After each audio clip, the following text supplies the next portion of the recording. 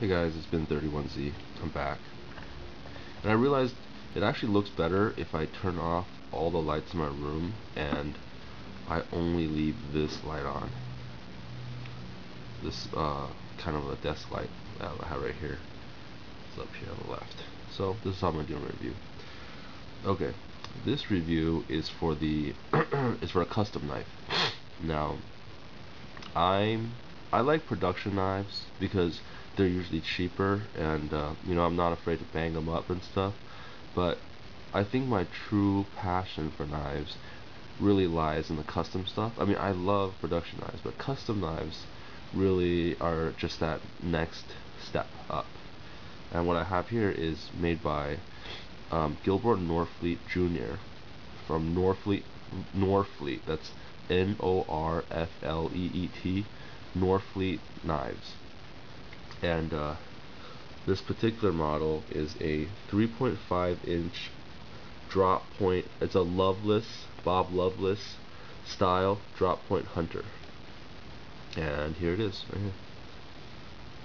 Okay. First of all, let's talk about the blade. Well, first of all, let's open it up. There we go. Ah, yes. Oh, look at that. Look at that glint off that mirror polished blade. Jeez, this thing is beautiful.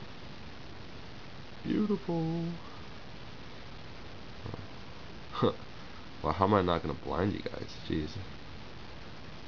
Every which way I turn this thing, I'm either blinding you guys or blinding myself. Huh. Alright, let's talk about the blade. This blade is made out of CPM 154, made by Crucible. It's not a tool steel. It is, however, like a super steel back in the day. Nowadays you have S30V and I guess VG1 and D2 and stuff like that. D2 is a tool steel, but this is CPM 154, which back in the day, in the 90s, was a super steel. It's a proprietary knife making steel, and it was considered somewhat of a miracle steel back in the day. But nowadays, a little bit, not so much so. So basically, CPM 154 is a upgraded version of 440C stainless steel. It's a high carbon stainless steel, but it's not as tough as or resilient as tool steels and other high carbon steels. But those tool steels are much more prone to rust than the stainless steel blade. So I guess that's the trade-off. The blade is completely polished. The blade and all the fittings and the tang is completely polished, and it's in a Bob Loveless drop point design. And I love that blade shape. Look at that. It looks like some kind of dolphin or whale or something. I love that big flat blade with that nice drop point on it. Beautiful blade. Let's see what else. It's a mirror polished blade, and one of my problems with this knife is that it is so nicely polished that scratches show up very easily on the blade, and there are some scratches here, and I'll talk about those later. But scratches show up everywhere, pretty much. Scratches, fingerprints, and that just goes with the polishing, though. I consider polish a metal treating step that knife makers use to protect their knives. When you finish your steel, you gotta do something to it to protect the surface from a surface rust. And you either coat it in some kind of epoxy coating, baked on coating, like with the black knives, or you bead blast it to give it a rough, smooth, or kind of a semi-smooth finish that also protects the blade, or you, in this case, polish it to prevent dirt and stuff and moisture from sticking on the blade. But fingerprints and stuff, of course, will show up, and it's also for presentation reasons.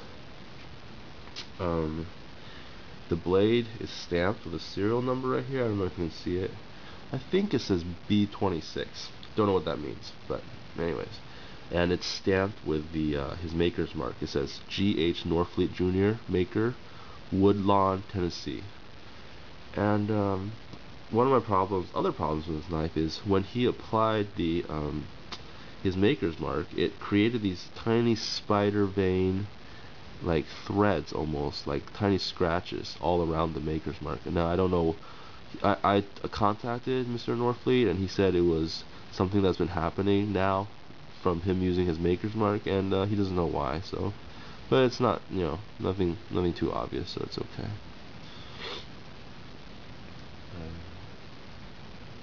Now, this blade is based on a Bob Loveless design, probably his most famous design, which is the drop point hunter. And it's the design is basically this, broad drop point blade, this kind of a, small guard, micarta handles with these pins.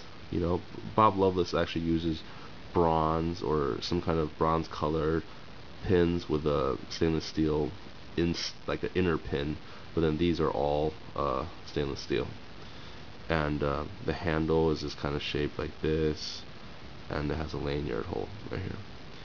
And I love how this knife looks. I mean, this is, in my opinion, probably the definition of a beautiful knife.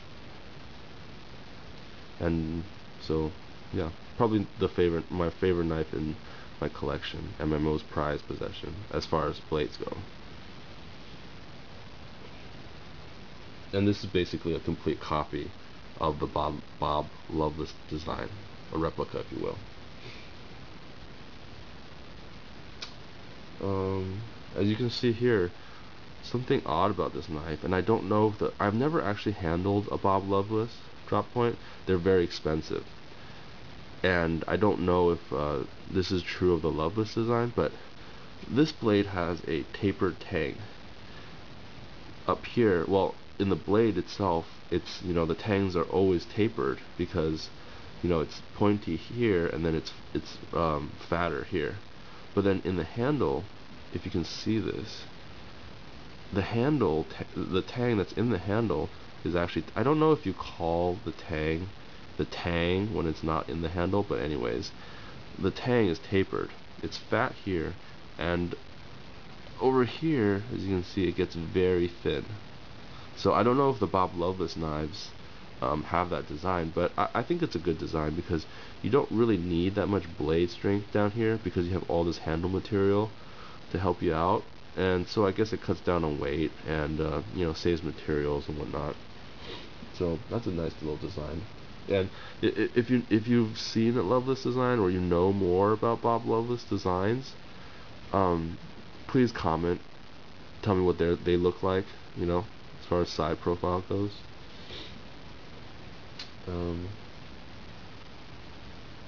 Now, Gilbert Norfleet Jr., who's the maker of this knife, will actually make this knife. Actually, here, hold on a second. Let me go ahead and wipe off the blade for you a little bit. It sits in this leather sheath all day and collects a little bit of dust. So let me wipe it off real quick. I'll be right back.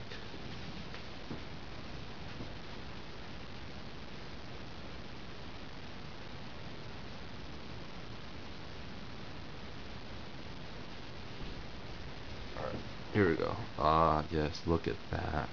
Beautiful. Just beautiful. I actually prefer, Gilbert Norfleet will make these knives in a number of steels, mostly made by Crucible, namely S30V, S60V, S90V, D2, or CPM 154. I prefer, now I didn't want this blade made with a tool steel, just because the original was not. The original Loveless style was not made with a tool steel, so I wanted stainless steel for this blade.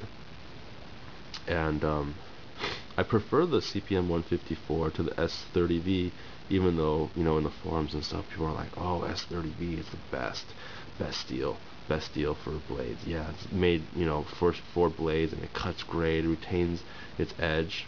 Hey, If you like it, you like it, but I